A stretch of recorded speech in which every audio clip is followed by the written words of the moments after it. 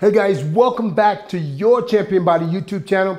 I want to talk to you today about why your biceps are not growing. Now, there are several reasons, and maybe one or two of them may pertain to you.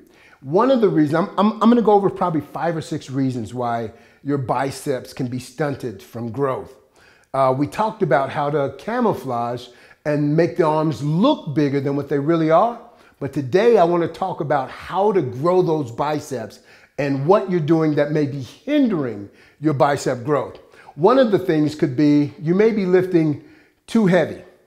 Another thing could be, sounds like an oxymoron, you may be lifting too light. And what I mean by that, if it's too heavy, you're probably not really hitting the muscle the way you're supposed to, and you're doing a lot of cheat reps, which are not really stimulating the biceps. There's one that's called the hip thrust, and I'll show you that in a moment, where you have the weights here and you thrust going forward so that you can use heavier weight. The weights are here, and as you thrust going forward, from here to here, there's no resistance. And then all of a sudden, and then you lean back, finish that rep. And then you thrust again. It looks like you're lifting heavier weight, but the muscles are not being stimulated the way they're supposed to. And you're developing that muscle in a way that you can damage the joint, actually damage the muscle. Whenever you get that resistance, the bicep is strong from here to here, and whenever you get that same resistance from here to here, the body is not ready for that, and you could easily create a tear in that muscle itself.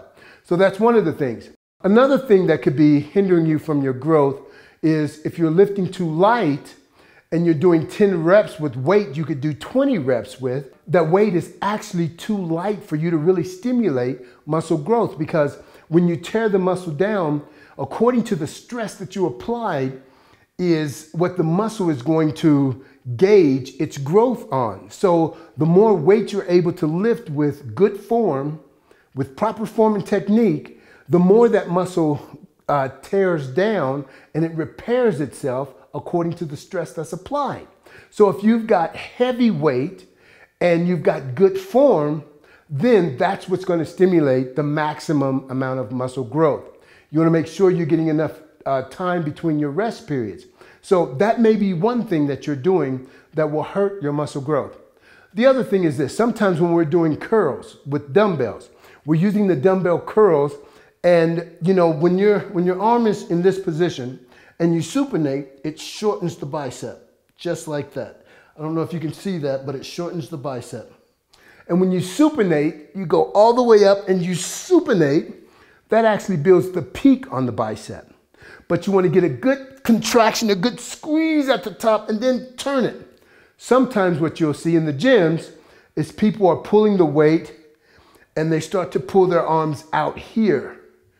And they say at the end of their workout, man, my forearms are really stimulated. I mean, I really feel more pump in my forearms than I do my bicep, because they're working their forearms and not really working the biceps the way they're supposed to. I want to talk to you about this as well. You can do regular bicep curls standing up with the cable, which is beautiful. But if you want to work the long head of the bicep, you want to get those elbows up relatively high. Now, if you're doing a barbell curl or a dumbbell curl and you're starting in this position and you pull to here, the biceps are done. But if you pull those elbows a little bit higher, you start to stimulate the long head of that bicep. You stimulate it even more so, and you'll feel it if you put your hand right here and you squeeze and then you push forward, you'll feel it stimulate a little bit more. You'll feel that contraction. The problem is whenever your arms go forward or you raise your arm up, you're starting to work that anterior deltoid. So when you complete that bicep curl and you push here, you're starting to work that anterior delt. So it's good to have either use the cables to get the elbows up or get a bicep machine that elevates the elbow so that you can work the bicep from this position. And it'll stimulate or hit that long head a little deeper so that you can get more growth that way. So I want to show you those things as we go through this video. So stay with me. Okay guys, I talked to you about the hip thrust, and it can actually end up being dangerous for not only tearing your bicep, but for your back, and it's just not a good thing to practice. So the hip thrust that I was telling you about is done more like this, where the weight is really too heavy, and the person is using their hips to get the momentum going, and once they get that momentum going,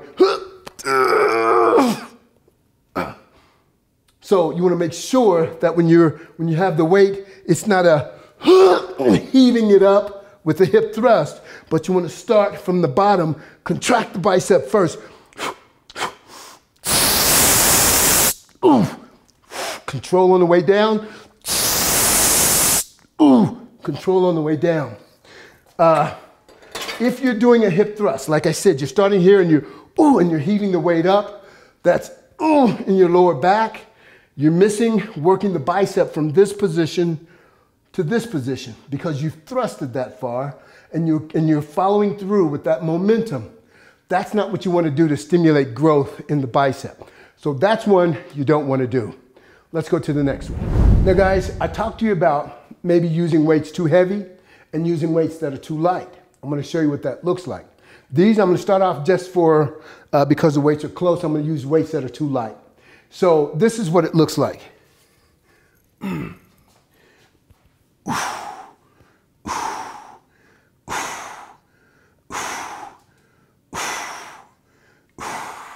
So there's not really much tension there, but I'll do 10 reps with this, and I'll sit the weights down, wait 30 or 40 seconds, or like most people, or a lot of people in the gym, they'll talk for, 2 or 3 minutes, and then they'll go do another set. But they really didn't stimulate that muscle. They really didn't activate the muscle tissue because they could have done 30 or 40 reps with that.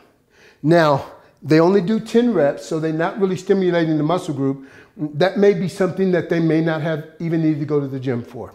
So now we're gonna get some weights that are a little heavier.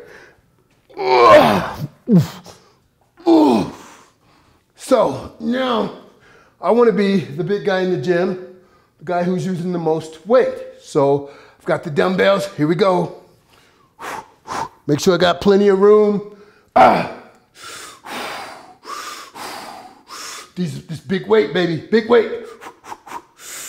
Yep. Oh, 1. Yep.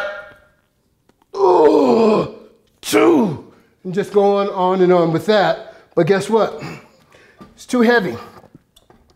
Not really stimulating muscle growth. If the weight is too heavy, you're not going to get the growth that you want. Okay, now guys, we're going to get the heavier weights. And I want to show you the form this time, and I'm concentrating on, and I'll talk you through that, but I'm concentrating on the biceps doing the work, not any other part of my body. But you'll notice that my knees are slightly bent. When your knees are slightly bent, it gives cushion to the lumbar area, the lower back. So I want to keep the knees, any type of movement I'm doing standing, I don't want those knees locked out. I want them slightly bent or soft. Okay, here we go.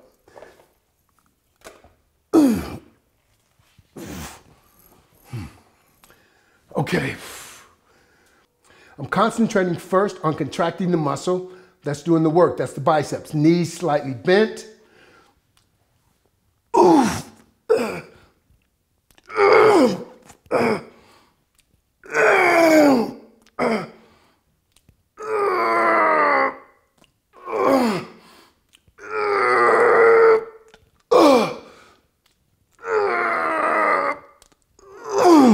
As you'll notice,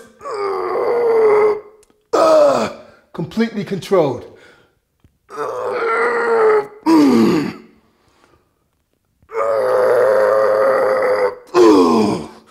That's what stimulates muscle growth. We'll go to the next exercise. Okay guys, we talked about the dumbbell curls and the supination. Now, the thing with the supination, as I said, it shortens the bicep, and it's really what builds that, helps to build that peak on that bicep. But when you're doing the dumbbell curls, you want to make sure, again, that as they're hanging to the side, you're not leaning forward and trying to get a momentum, swinging those weights. You want to control the whole motion. So you start here, and as you pull up like a hammer curl, you squeeze, and even though you can't see it because my forearm is touching my bicep, when I turn, it's supinating and it's shortening that bicep and it's building that peak.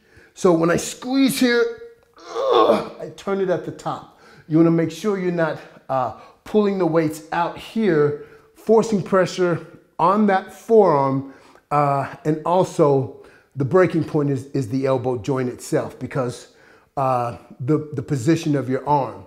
It should be in that arc movement, in that arc formation right here, in that groove. But when you start going outside of the formation of the body, start bringing it out here, you're starting to get into that joint. So let's see what that looks like. Oof. Okay, guys, here we go. I'm going to show you what you shouldn't do first. And I've got my feet braced in the back here to give me some support. Ooh. So I've got that stability with my feet here. Okay, now with the bicep, what I don't want to do is, like I said, all day long we could do this and it really means nothing. But what I want to do is start from a dead stop. Contract the bicep first. Contract that bicep first and then pull all the way through. So here we go.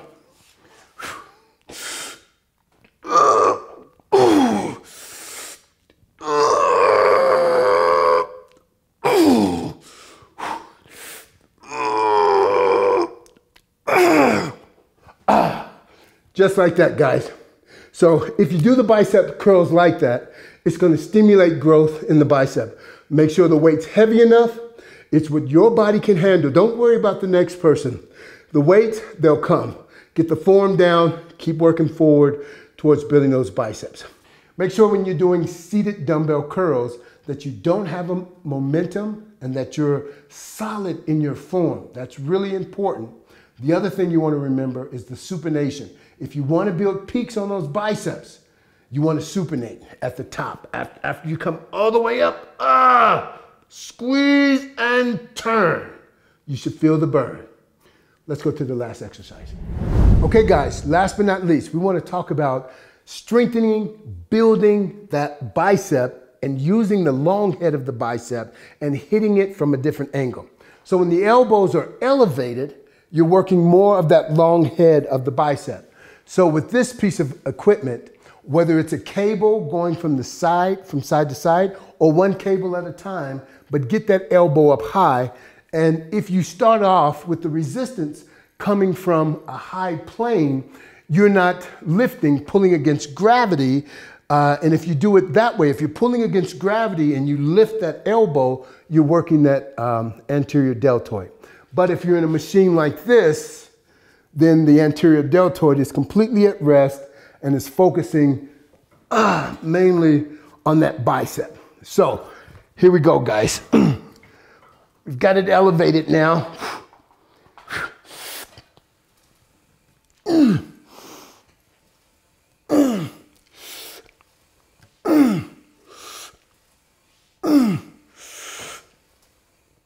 Make sure it's a full range of motion, full extension, full contraction, full extension, full contraction. You'll notice when my arm is elongated all the way out, the bicep goes down into the forearm.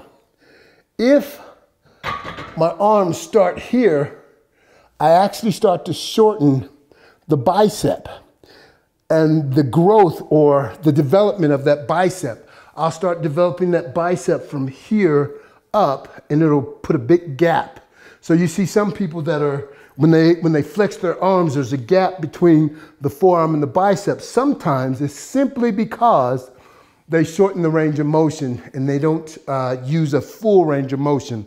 So that's really important. Last thing I want to tell you guys is this. When you're trying to get your arms to grow or trying to get your biceps to grow, sometimes it's good to set a regimen up where 3 weeks you work chest, shoulder, triceps, back, rhomboid, rear delts, and biceps, and legs. And you go through several weeks like that. Then you set up a day where you simply just work your arms. Why? Because if you work back, rhomboids, rear delts, and biceps, guess what you're using? You're using your biceps. So they're pre-fatigued when you get to your biceps. Well, what stimulates muscle growth? the most, the maximum amount of resistance that they're capable of using for 8 to 12 reps. So if my arms are pre-fatigued because I've been doing lots of pull-ups, I've been doing lots of seated rows and lat pull-downs, I'm not going to be able to stimulate that muscle, or I'm not going to be able to lift as heavy if I'm doing the other exercises the way they're supposed to be done. So if I just have an arm day where I'm concentrating on the biceps and I warm the arms up and I warm the triceps up, and when I go to those weights, they're ready, they're strong, and they're ready to lift the maximum amount of weight. And that's going to help stimulate growth. So it's up to you how you actually do it, but I take 3 to 4 weeks and then I'll just do an arm day. So maybe give that a try. After you do it, make sure you let me know how it works out for you. God bless you. I hope you love this video.